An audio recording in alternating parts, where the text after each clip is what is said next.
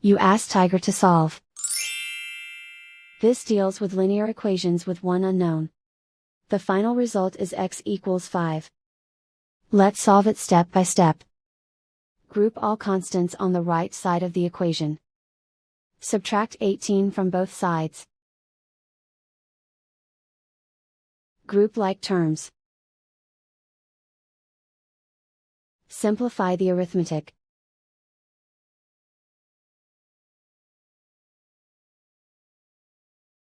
Isolate the x.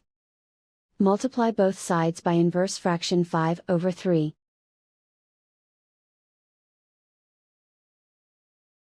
Group like terms.